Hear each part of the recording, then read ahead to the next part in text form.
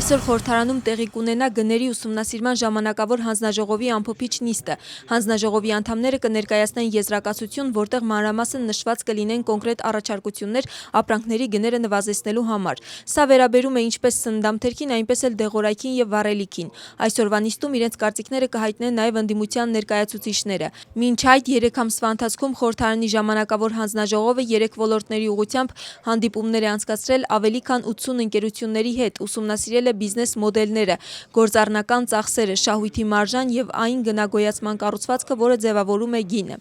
Եզրակացությունն ու առաջարկությունները հանձնաժողովը կներկայացնի խորհրդարանին եւ կառավարությանը։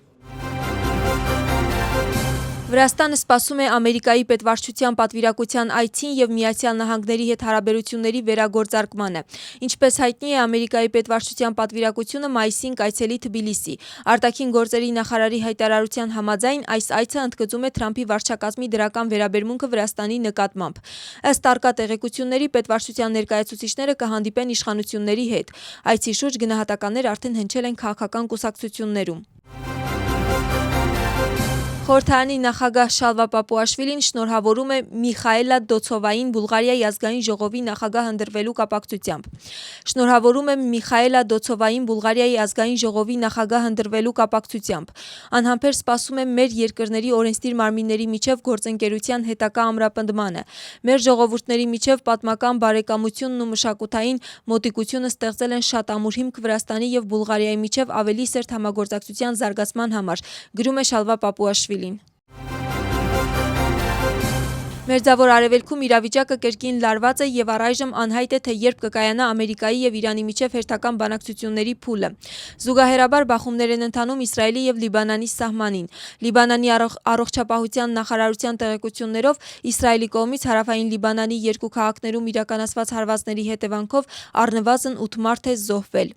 Ջիպչիթի վրա իրականացված հարձակման ժամանակ զոհվել է 4 մարդ, 9 վիրավորվել։ Նրանց տեղեկությամբ Թոուլ քաղաքում իրականացված մեկ այլ հարվածի հետևանքով եւս 4 մարդ է զոհվել, իսկ 13-ը վիրավորվել։ CNN-ը գրում է, որ օդային հարվածները իրականացվել են այն բանից հետո, երբ Իսրայելի պաշտպանության ուժերի արաբալեզու ներկայացուցիչ Ավիչայ Ադրայը հայտարարել էր, որ մի շարք քաղաքների, այդ թվում Ջիպչիթի եւ Թոուլի վրա հարձակումներ էին նախատեսվում։ Նա բնակչությանը կոչ էր արել անհապաղ տեղափոխվել ապաստարաններ։